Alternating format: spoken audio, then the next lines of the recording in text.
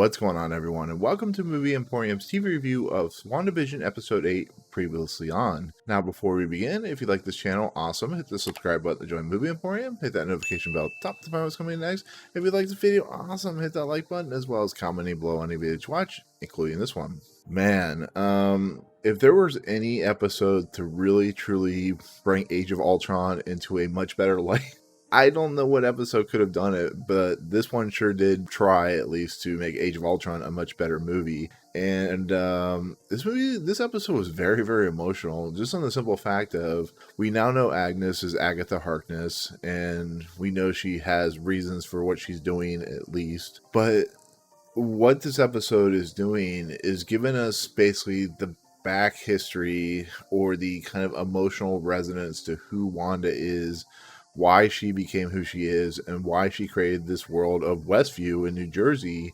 And it's a very different MCU. It's an MCU that really takes to heart characters that have become beloved and what their emotional core is. And what makes this episode so fascinating is we see kind of why WandaVision created this world, what was the reasoning behind creating this world, and so on and so forth.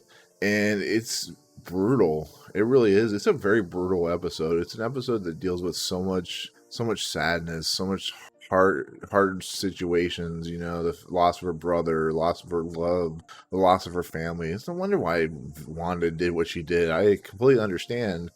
But this episode starts out with the back history of Agnes, or Agatha, and it's, from what I've gathered from reading up on Agatha, it's pretty close to what happened to her, where she was basically going to be burned or magicked alive or whatever. She's basically going to be killed off by her own mother, and what she had been doing in the power of just, you know, whatever she has, anger or whatever, has caused her to be super powerful. And she kills everybody, all the coven, the witches and covens, because she's a witch, and she ends up killing her mother and stuff like that, and she ends up gaining power and learning the mystical arts or whatever.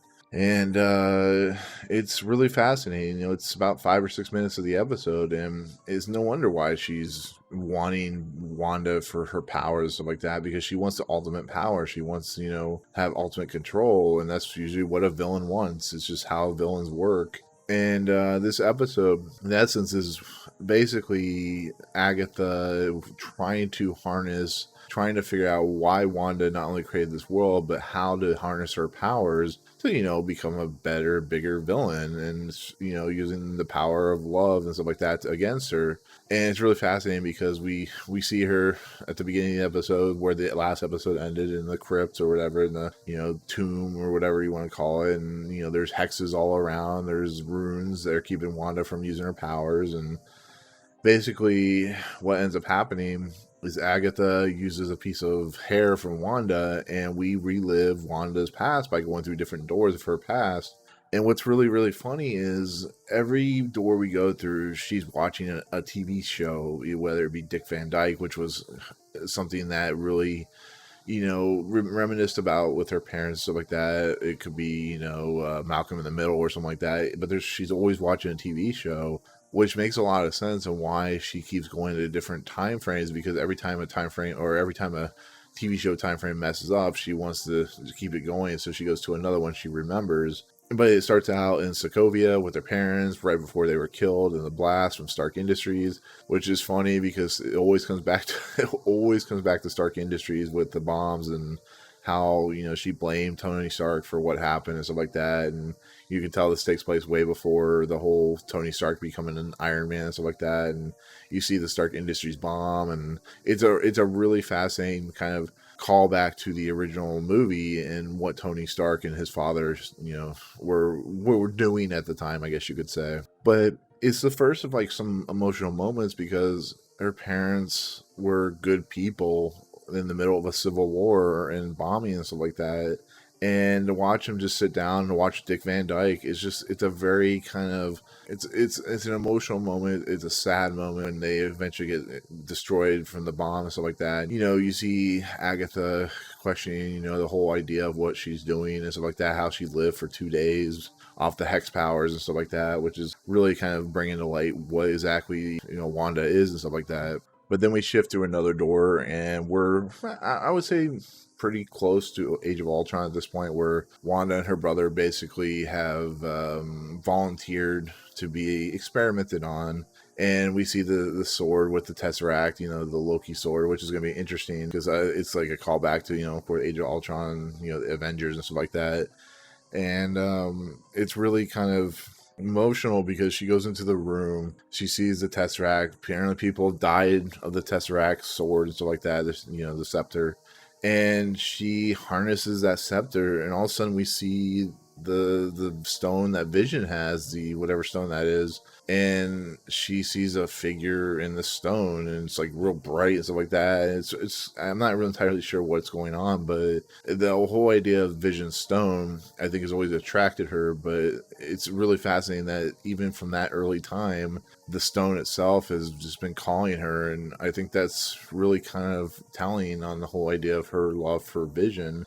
But hopefully we get some more information on what exactly it is. But I think it's pretty funny that Agatha really takes that to heart, really realizes that the Infinity Stones are somewhat controlling, somewhat powerful enough to get somebody like Wanda's attention and stuff like that. And it's really fascinating because when they go through the next door, it's during, I think, Captain America Civil War. I like how it kind of calls back to these earlier MCU movies. And Wanda's, she's under house arrest, and she's just sitting there watching Malcolm in the Middle. And this is kind of her first time, as she says, when her and Vision kind of start having the development of the relationship. And she's able to explain to Vision about Malcolm in the Middle and stuff like that, and just kind of you see the romance buddy and stuff like that. And it's basically just to show the love that Wanda has and how much she cares about just Vision by himself. When you think about the MCU, you think about this as like really cool, really kind of audacious setup for this universe.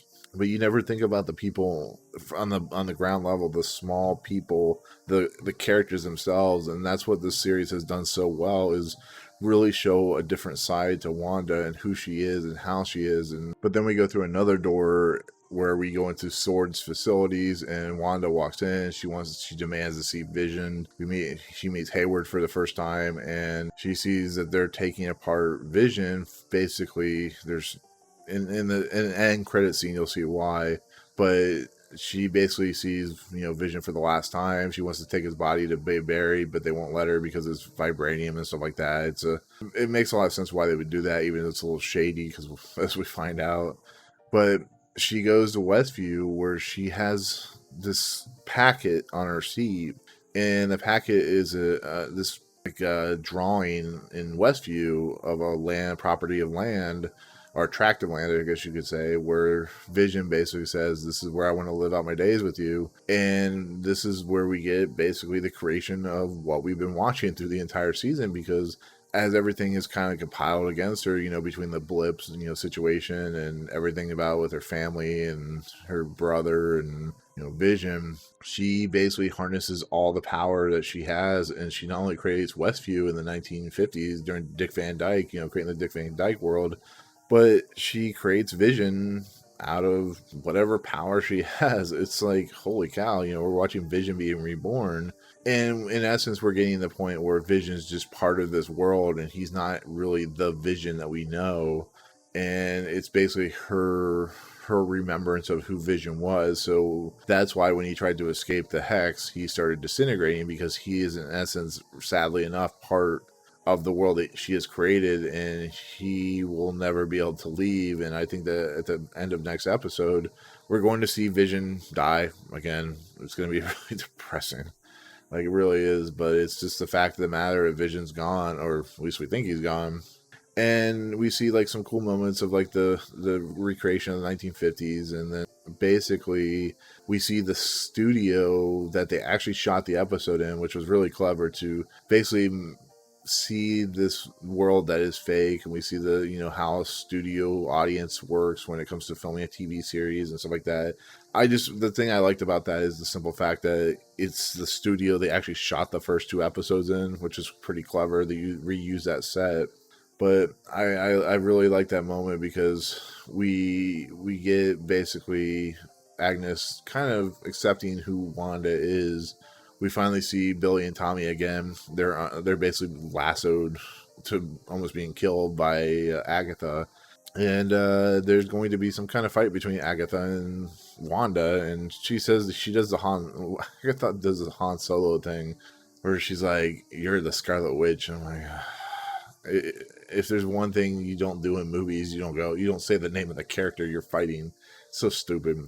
But basically, Wanda, as Kevin Feige has said, is the most powerful MCU character in the history, and it's showing how she's able to do what she does.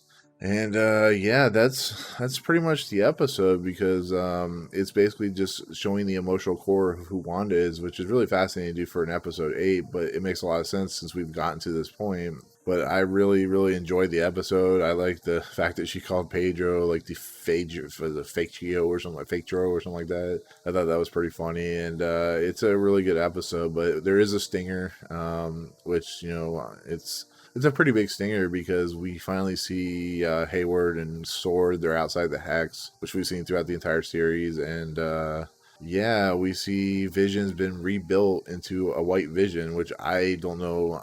Excuse my ignorance on this character, if there's a specific character, but they've harnessed the power of the Hex to basically bring Vision to life, and he's like white Vision. So I don't know exactly what that entails. I'm sure there'll be many posts on IGN and YouTube and stuff like that. It'll explain who exactly Vision is now, if he's going to be a good guy or bad guy, which looks like he's going to be a bad guy. But it's really interesting to see they brought him back to life with the power of love, the power of the Hex. So, but yeah, that's pretty much the episode. It's 47 minutes or 38 minutes long with 12 minutes of credits.